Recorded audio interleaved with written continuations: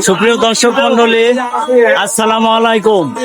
মাঠে ঘাটের আজকের পর্বে আমি উপস্থিত হয়েছি নওগাঁ জেলার ঐতিহ্যবাহী এবং বিখ্যাত আহসানগঞ্জের গরুহাটায়। এখানে কৃষকেরা তাদের খামারে এবং বাড়িতে পালনকৃত গরু এবং ছাগল নিয়ে এসে এখানে বিক্রি করে। এই এলাকার সর্ববৃহৎ একটি গরু ছাগলের হাট এই আহসানগঞ্জ হাট। মাঠে ঘাটের আজকের পর্বে আমাদের সঙ্গেই থাকুন। আমি এখানকার কিছু গরু বিক্রেতা এবং গরু পালনকারী কৃষকের সঙ্গে কথা বলবো, আমার সঙ্গে থাকুন। সুপ্রিয় দর্শক মন্ডলী, আহসানগঞ্জ গরু হাটায় এই যে গরু বিক্রেতারা তাদের গরু নিয়ে এসে এখানে সমবেত হয়েছে। প্রচন্ড গরম, এই গরমের মধ্যেও তারা কিন্তু এখানে গরু ধরে দাঁড়িয়ে আছে। হ্যাঁ বলেন ভাই, বলেন। আপনার নাম কি? উজ্জ্বল খাঁ। উজ্জ্বল খাঁ, আপনি কি গরু বাড়িতে না পালন করেন? আমি কিনা বেচা করি। কিনা বেচা করেন? হ্যাঁ। কতদিন থেকে ব্যবসা করেন? ভুল না হলো 15 বছর। 15 বছর। এই হাটে ছাড়া আর কোন কোন হাটে আবার জয়পুর, সোনারহাট, চাঁদপুর। এখন গরুর দাম কেমন? একটু কম। হ্যাঁ, এই যে গরু যা ধরে আছেন এই গরুর যে দাম 70 দিব। 70 হলে দেবেন? পোষের দাম বলে 70 হয়ে দিব। এই যে এখন গরুর দাম কম কেন? শীত আসছে ওই জন্য দাম কম। শীত আসার কারণে। আচ্ছা, এই যে গরুগুলো যে আপনারা কিনেন এবং বিক্রি করেন, এই বিক্রি করেন কোথাকার লোকের কাছে? পাইকারেরা আসে, গরু ব্যবসায়ীরা। আপনাদের কাছ থেকে কি কৃষকেরা গরু কিনে? হ্যাঁ, কৃষকরা আপনারা এই গরুগুলো কিনেন কোথায় থেকে?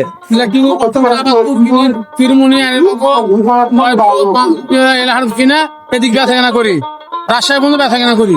আচ্ছা, তাহলে এই ব্যবসা করে কি আপনারা সচ্ছল ভাবে দিন পার করেন?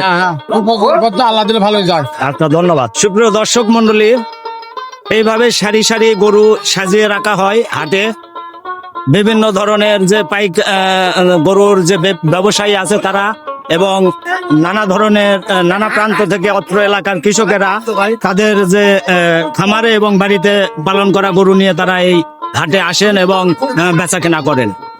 সুপ্রিয় দর্শক মন্ডলী, এই হাটের চারিদিকে এইভাবে গরু আপনারা দেখতে পাচ্ছেন। অনেক গরু ক্রেতা এবং বিক্রেতা তাদের গরু নিয়ে এসেছেন এবং কেউ কেউ গরু ক্রয় করার জন্য এসেছেন। এইখানে গরু বেচা কিনা হয়। এইখানে খুব ভালো একটি বিদেশি গরু আমরা দেখতে পাচ্ছি। আমরা কথা বলবো একজন গরু বিক্রেতার সঙ্গে। ভাই, আপনার নাম কি? সাজুদুল। কতদিন থেকে ব্যবসা করেন? ভাই 35 বছর। 35 বছর। এখন গরুর দাম কেমন? এখন মিডিয়াম দাম। এই যে একটু কম, কারণ কি? কারণ হচ্ছে ফসলের দাম একটু কম।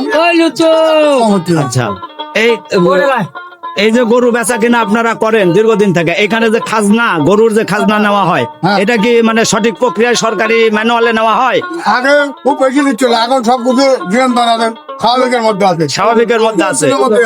তাহলে মানে আজ থেকে কতদিন আগে যে নিয়ন্ত্রণে বাইরে ছিল? নিয়ম ছিল, বছরের মধ্যে এখন নিয়ন্ত্রণে আসবে। আচ্ছা আচ্ছা আচ্ছা, প্রশাসনের সহযোগিতা এখন নিয়ন্ত্রণে আছে। সময় এখন সেটা কমায় সরকারি ম্যানুয়াল সেটা নেওয়া হয়। আচ্ছা আচ্ছা, এই যে আগামী কিছুদিন পরে তো নির্বাচন, হ্যাঁ, এই নির্বাচনে তো ভোট দিবেন নাকি?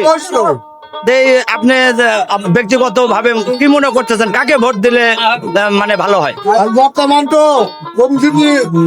বিএনপি ভালো, অবশ্যই বিএনপি সমাধান করে সামনের দিনগুলো খুব ভালো হয়ে যাবে, আমরা ওইভাবে আশাবাদী। কেন বিএনপি কে ভোট দিবেন? বিএনপি চললো, এটা নিয়ম ধরে যাচ্ছে, পরে তারা ক্ষমা আছে, এই জন্য আমরা চাচ্ছি যে বিএনপি আসুন। আচ্ছা আচ্ছা, ধন্যবাদ। এখানে দেখেন, আমরা গরু বিক্রেতার সঙ্গে কথা বললাম। এখানে গরুর দরদাম হচ্ছে, বিভিন্ন ধরনের গরু দেখতেছে।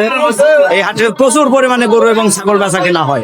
আমরা এই আহসানগঞ্জ গরু হাটে যে গরুর যে বেচা কেনা সেটি নিয়ে এতক্ষণ আপনাদেরকে দেখালাম।